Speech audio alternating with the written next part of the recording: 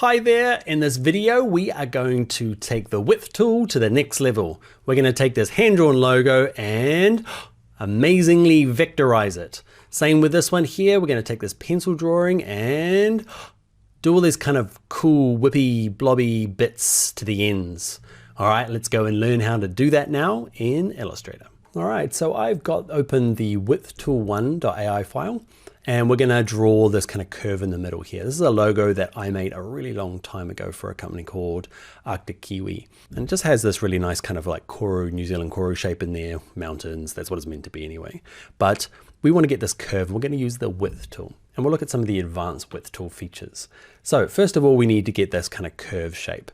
Now that can be the hardest bit, right? I'm going to use the curvature tool, and it gives me the kind of nicest curvous line. And we're practicing the curvature tool, remember? So I'm going to click once. Now, if you kind of put not enough curve points in, okay, I'm trying to be really sparingly. And if you know, like the least amount of anchor points generally gives you a nicer curve, and that's good, but it's not kind of following the line as I wanted it.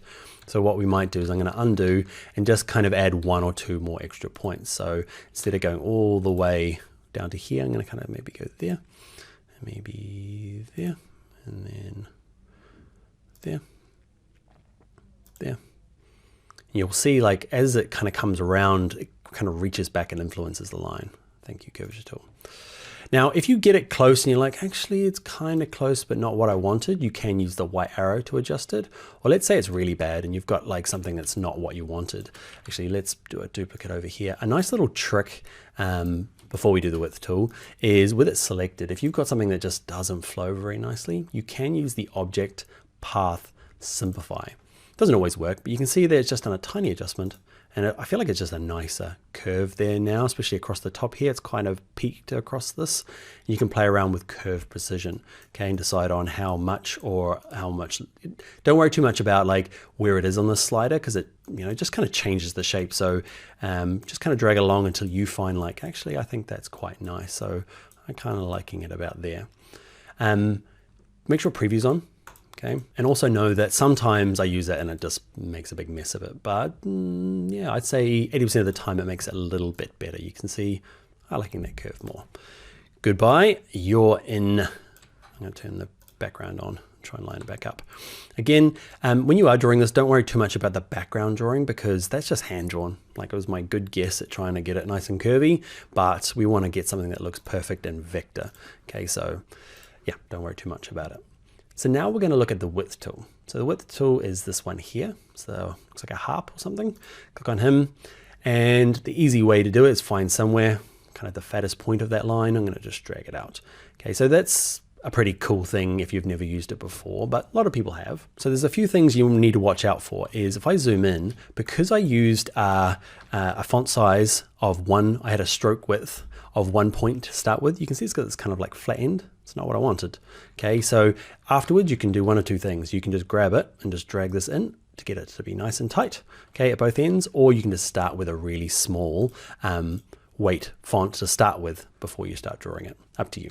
All right, other things to know about the width tool is you can have more than 1 point. You can see you can kind of adjust this one in and out, having lots of different points. If you get something in the wrong place, you can click, hold, and just drag the center of it. And you can see you can kind of move it around. I'm going to delete these by clicking it and just hitting delete on my keyboard. Grab you as well, delete them. Another thing you can do is, let's say I want this outside to be just a bit bigger. Okay, so let's say I want them about there. You can hold down the Alt key on a PC or an Option key on a Mac, and you can grab either of these sides, and you can see they work independently of each other. If I let go of it, they start working together. While I'm holding down the Option key or the Alt key on a PC, I can kind of adjust just this one and get it kind of how I want it to be. Okay, so lots more awesome width tool action to come, but let's just finish this off. And I want to run into one of the problems that people do have and a little cool shortcut to fix it. Let's say I'm using the width tool, curvature tool, sorry. I want to draw these lines, but I want to draw them as separate lines, because what happens is click once, click again, click there. And it's joined up, that's easy, I can click off. But now I want to click down here, and I don't want this to join up, because it does kind of weird stuff, right? You just want them to be separate lines. The kind of quickest way to fix that is with this selected, with the black arrow, hold Command on a Mac or Control on a PC and hit 2. That just locks it. Okay, it's kind of locked in the background now. Back to the curvature tool, click once, And then up the top here, it's not going to try and join it. Okay. And if you hold Command 2, it just locks it again. So it's kind of like, it's easier than putting them on its own layer. Again, you stop doing that. I'm going to go Command 2. They're all locked. So I can just continue on my merry way. Probably want to join some of these lines, but it's okay. So you, my friend, Command 2. And then I grab my curvature tool. Click once, click again, and back up the top there. But now you're thinking, these aren't all joined. Okay, so nice little trick is let's make sure unlock them all. So under Object, there's Unlock All. For some reason, that shortcut doesn't work on my machine. Okay, it's been done by something else. But what we can do is grab all of these little anchor points at the top here. So I've used my white arrow. I've just selected them all. Okay, and then I can go over here with the Align panel and just say I want you to line there and line vertical and align center horizontal. And they just kind of overlap each other now. Perfect. So let's move on to our next width tool example. Okay, so the second example is open up Width Tool 2, and we'll do these kind of like Cy Scott style kind of whips. Check out Cy Scott, S-I Scott for, he's got amazing stuff. Like it's total kind of copy of that type of effect. Okay, and what we're looking for is we're looking for these kind of like teardrop ends and these nice curves. So there's two things we're going to do. Let's do the teardrop one first. So I'm going to grab I'm going to use the curvature tool because I find it's easier for doing these curves. Click once, click twice. How many do I need? I've practiced this a couple of times teaching it, so I kind of know I need a little bit more than I normally do. Okay, and I want to kind of come around here and then maybe another one there-ish. Okay, now I could use the white arrow to tidy these up. I'm happy roughly how it is. So what you might have run into problems is mine didn't have a fill. If you're finding it hard to draw, just turn off the fill before you start drawing. Next thing I want to do is turn the stroke weight way down so it's nice and thin. And let's grab the width tool. There he is there. And we're going to have a couple of things. One is the start point. Now what you find with a start point, sometimes you drag it the wrong way and it's like, oh, it seems to not work. Just drag it kind of the opposite way. So I'm dragging down. Okay, and so that's my kind of first part. And it's doing a pretty good job, right? The next bit is I want that teardrop at the end. Okay, so what we'll do is I'm going to zoom in close on this tip and you need two parts. I'm going to draw out one part, okay? And now it just kind of looks like a regular line, but just behind it, you drag in a skinnier bit and it kind of makes like a little tuber thing. And yours might be working by default. It's probably not, okay? But if you click on the line, go over here to stroke and click on the word stroke. By default, it's set to the unfortunately named butt cap.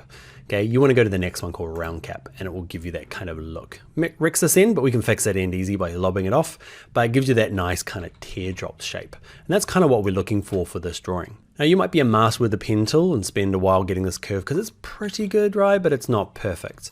I'll show you a way, say this one here, it's quite circular. I'll show you a trick that I use to kind of get a reasonably perfect circle.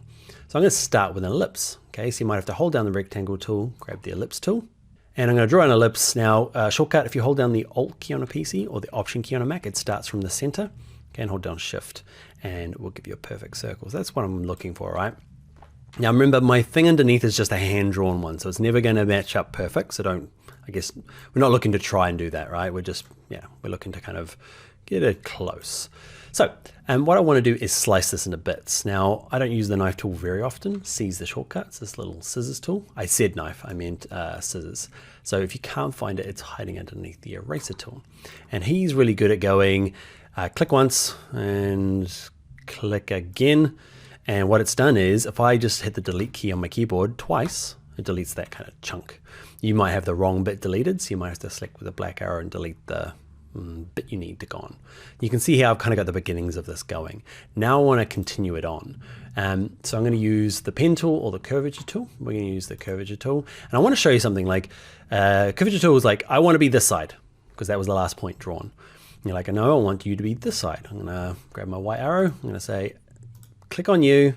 Now if I go back to my curvature tool, it says, I defy you and do whatever I want and go back to that first one. So I find this is a little bit of a bug. If you can think of a better way than this hack, okay, what I do is I click on this thing, just click on it once, and then go back to my curve tool and it goes, did you mean this guy? I'm like, yes, I did.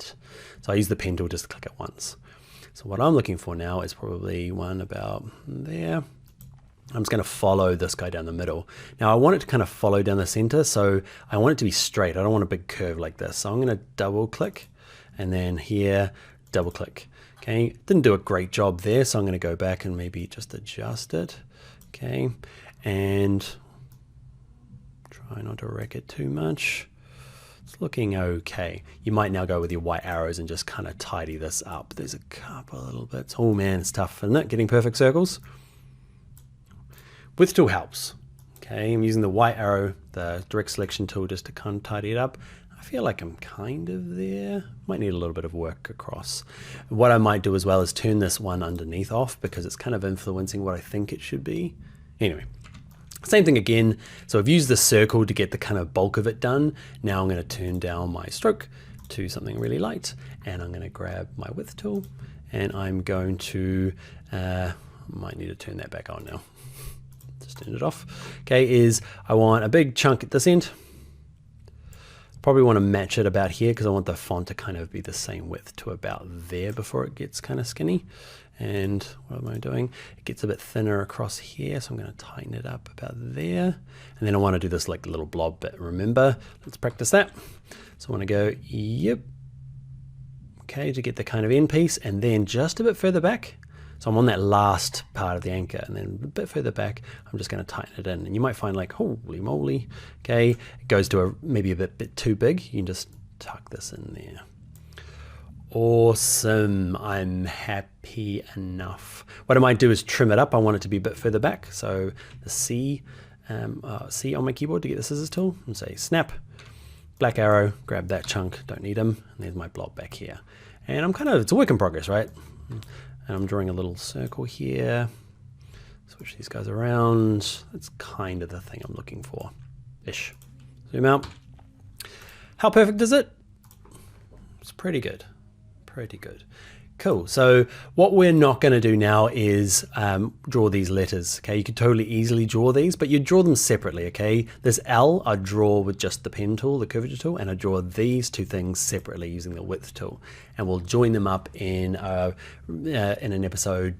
Probably 2 videos after this one. Actually, no, the very next video, where we kind of start merging different kinds of shapes like this width tool with just regular shapes. So what I'd like you to do is keep practicing on a few of these. Okay, there's a few of them that change direction. Okay, and in this case, I probably just do 2 separate lines. So I do one that came out of here and stopped there. Okay, and then I'd either lock it or put it on its own layer and draw another one. Okay, that'd be really easy to do with a circle. I should have done that one. Would have been real easy. I did this one that kind of curves as well. But you get the idea. Okay, some of these ones change direction, and I'd totally do that in one big long line. Okay, and yeah, I'd like you to practice on a few of these, and we'll finish it off in a future video. All right, onto the shape builder tool, which I keep talking about. We'll finally finish off a few of these drawings in the next one. All right, let's go do it.